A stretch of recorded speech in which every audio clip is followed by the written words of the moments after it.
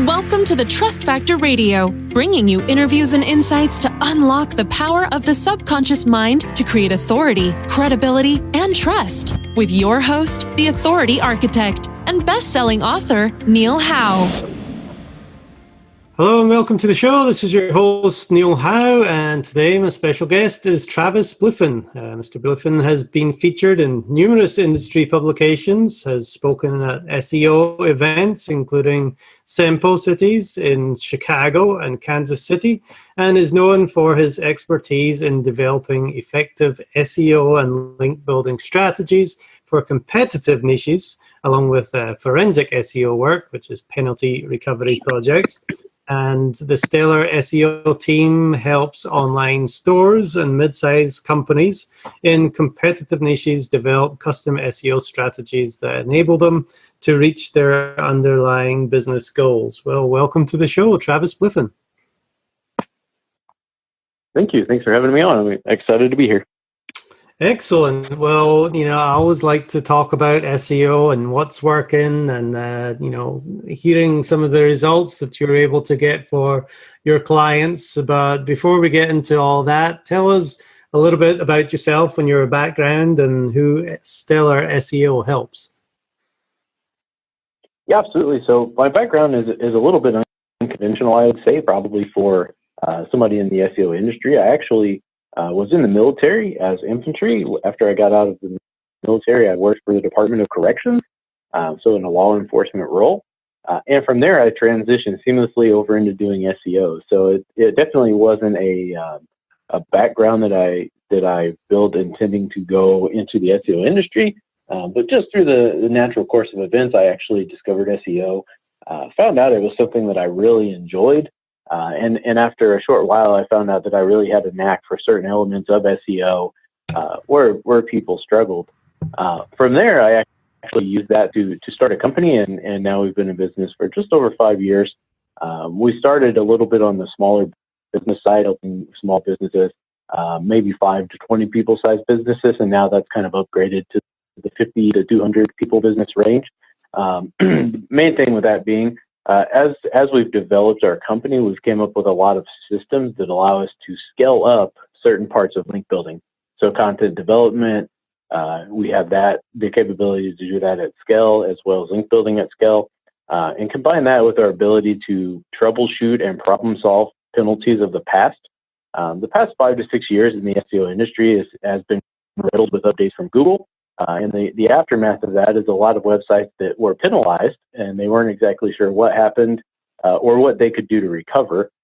So that's kind of another area that we've just naturally progressed into is helping established online stores figure out what caused penalties in the past and then come up with plans to actually get those penalties removed and restore their site to more of a previous state. So you really work with the online stores that have been around for a little while.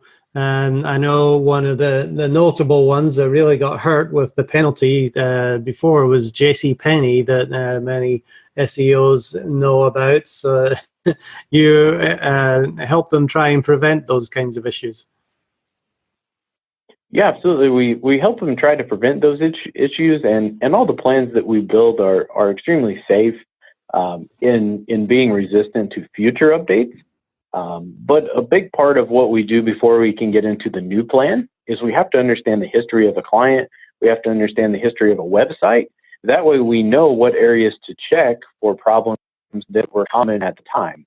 So if they were penalized in 2012, we might know that there is a link building related penalty because certain types of link building, like Web 2.0 sites where you submit free content, that worked at the time, and then those links become toxic. So a big part of what we do is understanding what's happened before they started working with us so that we have a plan that not only corrects what needs to be corrected right now, but it also takes into account things of the past, so they were able to take those upfront measures to eliminate anything that might be holding back their progress.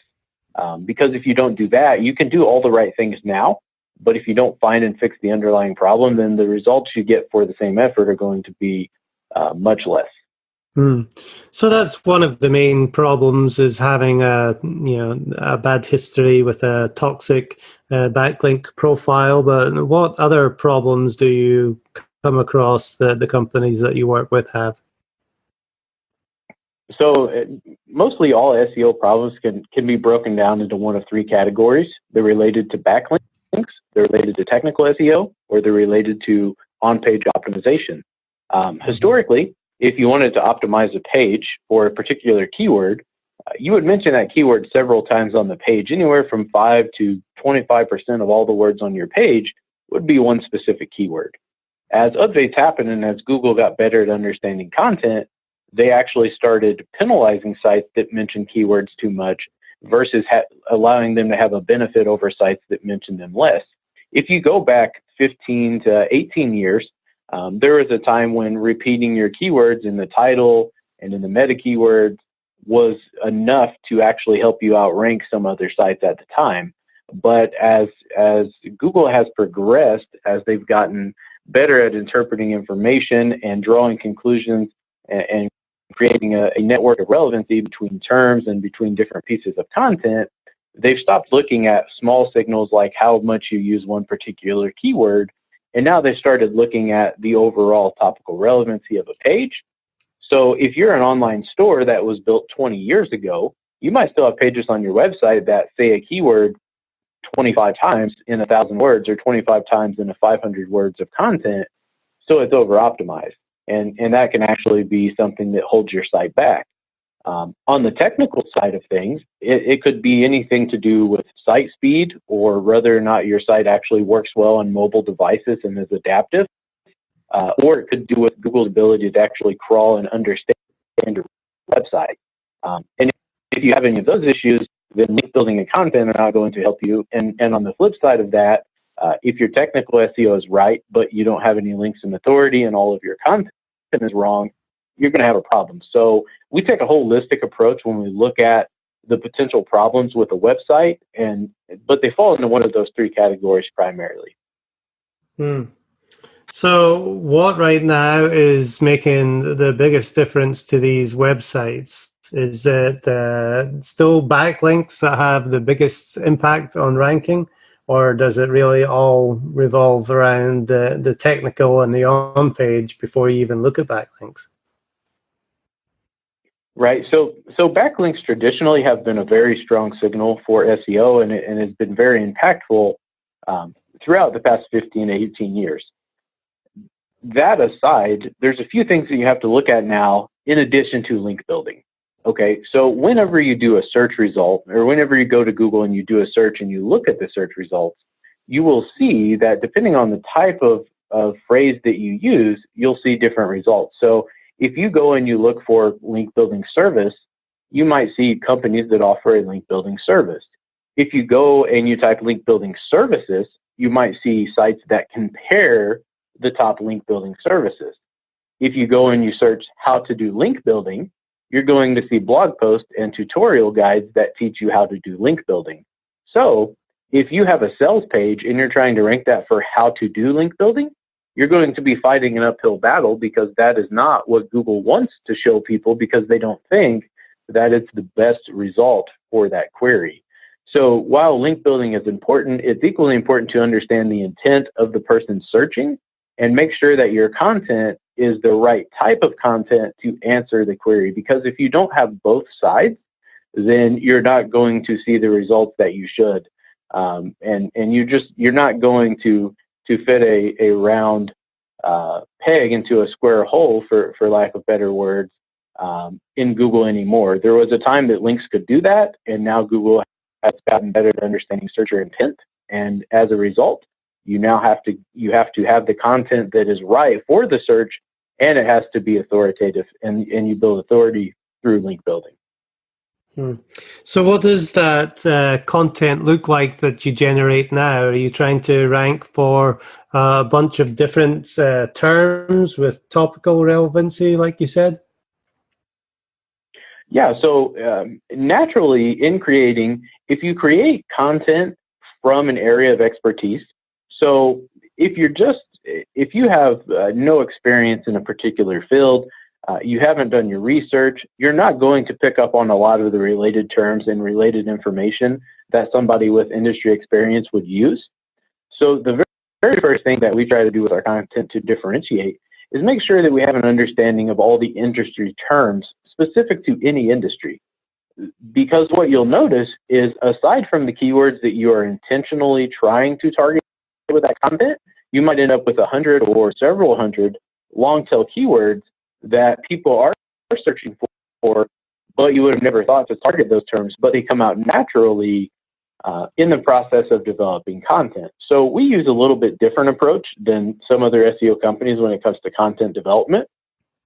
We choose an overall topic, and we choose a few main keywords that are around that overall topic, but then we actually produce the content with a focus on it being authoritative and correct and using the right terminology for any industry. And we push that content out, whether it's on our own site or on a third-party website. And after 30 days, 60 days, 90 days, depending on the authority of the site it's published on, we go back and we look at that content to see all of the keywords that have naturally been picked up by tools like SEMrush. In doing that, it allows us to, you can produce 10 or 20 or 30 pieces of content, go back and review them, and find the ones that have the greatest potential. So a perfect example would be if you create 2 blog posts, each around a very similar topic. And the first blog post you find, it ranks between number 10 and 15 for 50 keywords. And the second article ranks, for 5 or 6 keywords, but they're way back on page 5. You now have that first article that has the greatest potential to bring traffic to a site more quickly, because you're talking about going from page 2 to page 1 versus page 6 or 7 to page 1. So it's a much shorter time frame. And that we have found to be a much more effective way of actually gauging keyword difficulty. There's a lot of tools that help you kind of estimate that, and through competitive research, you can kind of determine what it might take to rank for a particular keyword. But actually putting into action is always going to be the best way to find out. And that's the approach that we take with our content to see which keywords rise to the top and which ones are easier to rank for or harder to rank for than they were according to the tools that we used to find them in the first place. So once you have developed a few pieces of content and you found the ones that are starting to rank well, what is the process after that to give them that extra bump to get the extra traffic? So with that, we like to use kind of a 3-prong approach. Obviously, one of the main things that we're going to do is try to get links built back to that particular piece of content, because if other authoritative sites that are relevant are linking back to it, then that's a vote of confidence from Google. So they say, okay, other people who are authoritative on this topic are linking back to them, so this is content we should trust a little bit more than all those pieces that nobody is mentioning or talking about. That's only one part of it. The second part is we look at those keywords that might be on page 2 for that particular piece of content. And just like I mentioned before, it's important to make sure that your content matches the intent of the searcher. So we would go and we might have 50 keywords in total that look like good potential targets that are on page 2 for this new piece of content. So we go and we check each one of those to see which ones actually match the type of content that we have. So we use that to narrow down the list to maybe 5, 10, or 20 of the best keywords. Once we have that short list of the keywords that are most important, then we actually go and we conduct a competitive analysis to see the difference between our content and the content ranking for those keywords. So we look at things like the length of content. We look at things like how do certain words work together within it. And more technically, it's called TF-IDF.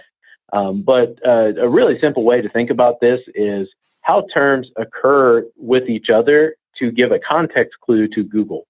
So if you talk about apples and then you talk about fruit, then Google can pick up on the fact that you're probably talking about apple to fruit. If you talk about Apple and Steve Jobs, then they know that you're talking about computers. So using TF-IDF, it's just a more advanced way of looking at how numerous words should appear in relation to each other in order to make the topical relevancy as strong as it can be. That's just one part of it. So we look at that in the content linked, but we're also looking at things like how is their page structured versus our content structured. So heading tag usage, are they linking to it from a lot of internal pages? So we just try to get an overall feeling of where the gap is, because all of our SEO strategies are based on reaching an end goal. So if we know the end goal is to rank for this set of 20 keywords, the next logical step for us is to figure out everywhere that one of the competitors is doing better than we are, so that we have a clear plan of action to improve our content in a systematic fashion. Well, it definitely seems like you've got your systems down and you look at things methodically to get the results that you're looking for. How is mobile first affecting things these days? So mobile first, it's gotten a lot of hype more recently because they are rolling out the mobile first index. And just the other day, I saw a few sites that we work on just now switched over to the mobile first index. In reality, most websites that are actively engaging in SEO and have been for a few years were notified at least a couple of years ago that they should start moving to be mobile friendly. So I think that Google gave enough lead time that most websites that are actually really interested in having a strong organic presence in search engines have had plenty of time to make sure that their site is compliant, is mobile friendly. So we're not seeing a lot of scenarios where that is causing a major panic with our clients. Now, I'm sure there are plenty of websites out there that have never made the switch and they're not mobile friendly, but that's just not the type of sites that we typically would work with. So it hasn't had personally a big impact on us, and kind of industry-wide, I would really like to think that with 3 to 4 years of lead time, knowing that it was moving towards needing a mobile-friendly website, everybody who was serious about having a strong online presence has had ample amount of time to actually implement those changes. Now, I hear all the time that things are moving towards video more than anything else. How does that integrate into an e-commerce site that you work with? So the thing that you have to go back to is kind of that searcher intent that I mentioned earlier. Sometimes video is the very best way to meet searcher intent. So if it's an in-depth tutorial that somebody needs, video is going to be a more efficient way to deliver that information. If they're looking for a quick recipe post or a recipe card on your site is the fastest way to deliver that information. So what we try to do, even if video is the next big thing, and after video there will be other things that are going to be the next big thing. That's how marketing and that's how the SEO industry always has worked. But we try to stay very even keel in the fact that we look at how can we deliver the content in the most effective way to meet the intent of the searcher. And so we don't necessarily shift everything we're doing to focus on video whenever we can see that across the board, video is not yet the primary means of delivering content for a lot of searches. And in some cases, it wouldn't even be the most practical way to deliver content. So I think that as a general statement, it is definitely true that video gets a lot of engagement and people are drawn in by video, and it's a good way to share content and create content quickly. But it isn't the only way, and you definitely shouldn't focus on just one means of delivering content, because not every person will want to watch the video. And that's why whenever you have the ability, if you can take a video and make it into a blog post and into an infographic, then you can now reach 3 people with the same information, but you're working much more efficiently because you've taken one piece and you've broken it down to reach 3 different groups of people who you may have missed if you only used video or only used text. Yeah, that repurposing really makes things a lot easier when you can post it to all the different platforms that people consume information on. Now, Travis, what myths or misconceptions do you hear about the SEO industry? So that sadly, the SEO industry really has a lot of misinformation, and some of it it wasn't put there maliciously. Some of it is information that was actually really good a couple of years ago, but people are still finding it, and now they're reading it and then they don't know that it's outdated. That's one type. Google, I think, really adds to the confusion because a lot of people, they think that Google should be the sole source of information about how to optimize your website.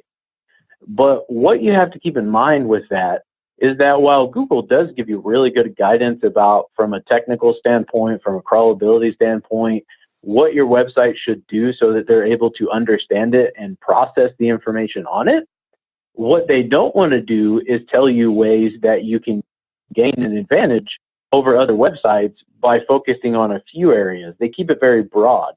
So I've talked to a lot of people who they may have tried SEO campaigns for several years and they weren't having any success, or they had even gone down over a few years, even though they were trying to follow Google's guidelines to a T. And there's a big disconnect, especially when it comes to link building, between what Google prescribes as the best course of action and what actually yields the best results safely for customers. So if anything, kind of the propaganda team at Google, as I like to call them, they do a really good job of scaring people away from doing certain things that actually are really effective at ranking websites. So the sites that realize that and take those steps are always dominant over other sites. And that's why you'll run into so many people who say, I know for sure I have the very best content on this whole topic. I'm an expert in this field. I've done everything from a technical standpoint Google likes, but there's these 10 websites showing up above me that have, average quality content, and they're not experts in the field, and I don't understand why. And the very simple answer to the why is because there are tactics that work and are safe, but Google doesn't tell you about those. So you can't listen to them 100%, or you're really going to have a rough road ahead when it comes to SEO, especially when you get into competitive industries. So what are those few things that really work? Have we covered them already? Yeah, so link building is probably one of the main drivers. When you talk about local SEO or you talk about less competitive industries, sometimes you might need 5 or 10 or 20 links, and that's really all that you need to rank in your area or rank for those low competition terms. The thing that Google says specific to link building is that you should essentially wait for links to happen naturally. And if you produce good content, these links will just happen naturally for you, right? So if you are going out and you are actively trying to get people to link to you, then you are trying to manipulate the search results in your benefit. So there's a big, it's a big to-do in the industry. Where does link building cross the line from being completely what Google likes to being something that's on the far end, a risky strategy, and then somewhere in the middle where it's extremely effective and the risk is low? So that would be the one area that Google has caused probably the most fear, is people are afraid to build links for the fear that their site might get into trouble. But if you stop and think about it for a minute, if you do nothing and your site isn't ranking, you're never going to rank by continuing to do nothing. If you go and you actively start building links and you rank, you're going to gain traffic, you're going to gain leads, and you're going to gain revenue. If you build links so aggressively or you do the wrong type of link building, you could get into trouble, but the likelihood of that is very low as long as you work with a competent link building company. So what I would say is you definitely cannot let the fear of a potential problem keep you from doing anything, because I believe it was Michael Jordan who said you miss 100% of the shots that you never take. And that's true when it comes to link building, and that's what you have to keep in mind when you run an SEO campaign. Where is the risk versus reward, and where do you stand on that? Obviously, a larger brand, a more established brand, they're gonna err on the side of caution. Maybe a smaller business just trying to gain a foothold is going to be a little bit more aggressive in what they do. But either way, link building is one of those keys. But as I mentioned earlier, you have to know that in order for link building to be as effective as it should be, all the other things have to be right. The content type, it has to match search and intent. Your technical SEO has to be right. So it's not just a matter of link building, but it's link building plus taking the other right that's what's going to give you that advantage over your competition. And we know that because we build some fairly large link building campaigns in very competitive industries.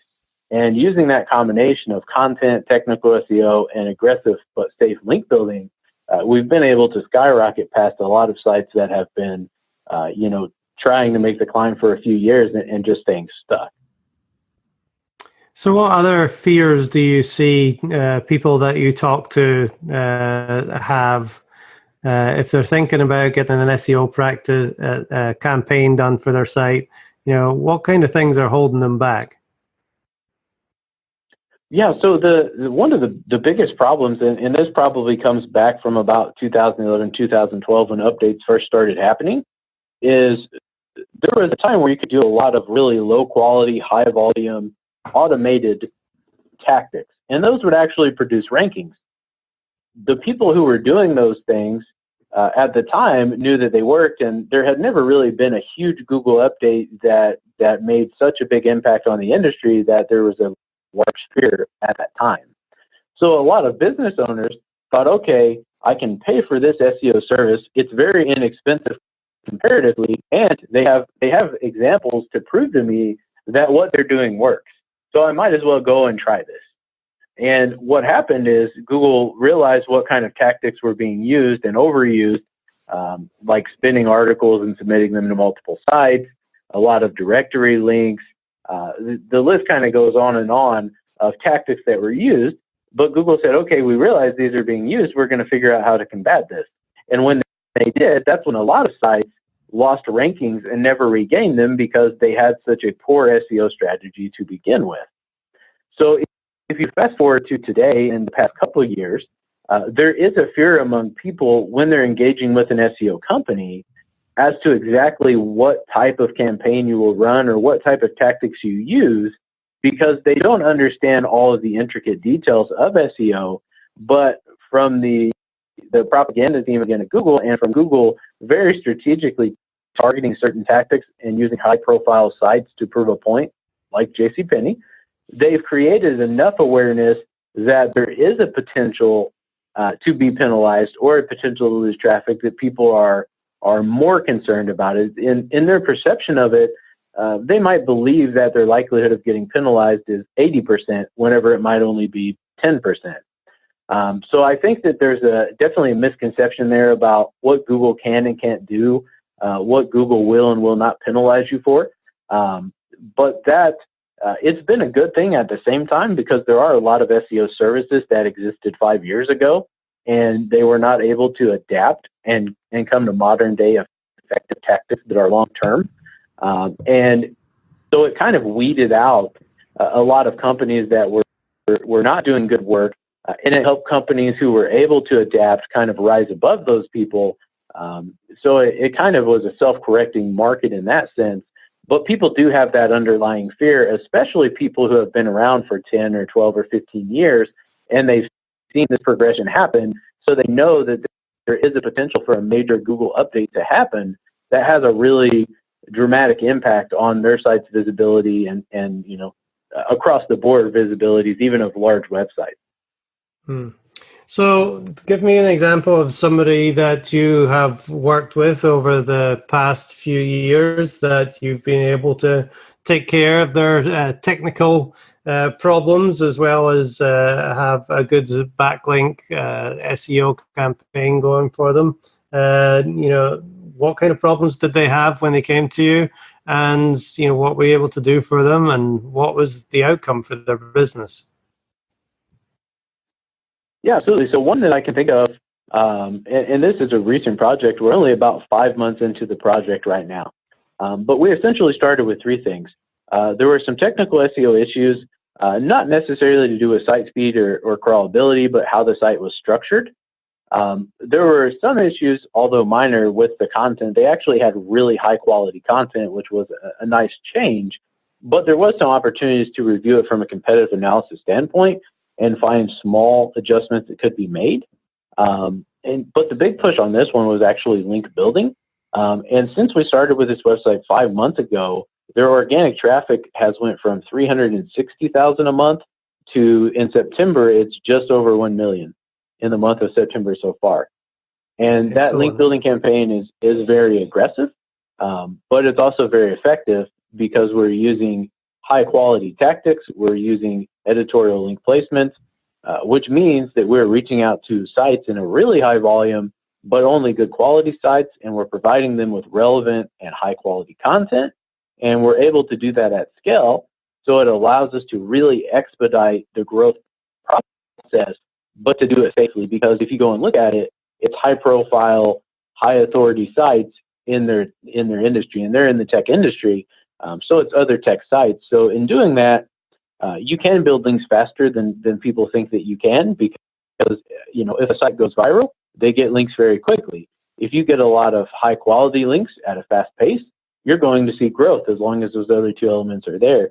And that's one perfect example of how, when all three things line up, you can really grow a website extremely quickly, and you can be more aggressive than you think that you could potentially be as well.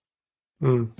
So if somebody is looking for a company to do their SEO work for them and build their website authority, what kind of questions should they be asking that company? So really the big thing, what I would say about questioning an SEO company is, and I've had people that contacted us well-intentioned, but once they started asking questions, you could almost tell that they had gone online and Googled 20 questions to ask your SEO company. And, you know, most SEO companies know what these questions are, and they probably even rehearsed answering the questions that they'll be asked, because there's only so many questions. So what I would say to kind of challenge the norm on that is, it's not necessarily what you're asking the SEO company, it's what the SEO company is asking you. Because if they're not asking you the right questions, they're definitely not building the kind of plan that you need. You know, you don't want an SEO company that says, we have a gold, silver, and a platinum package. Which one of these would you like to buy?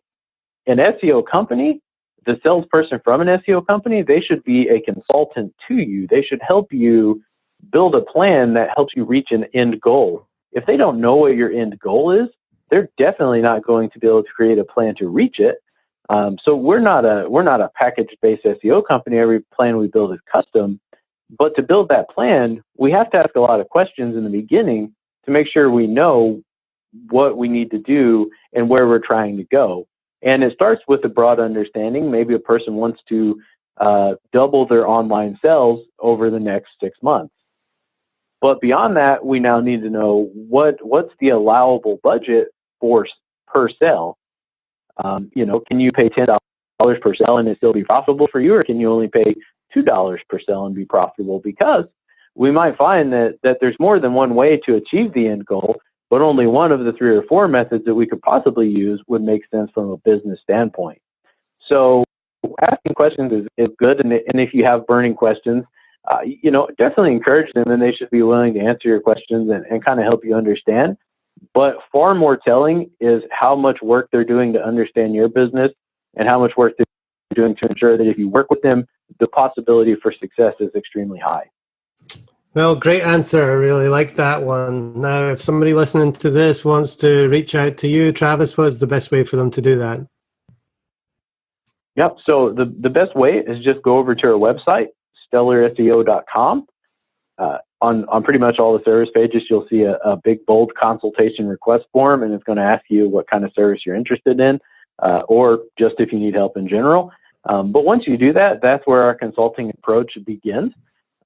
We'll reach back out to you right after that, set up an initial call so we can kind of understand your situation, what prompted you to reach out to us.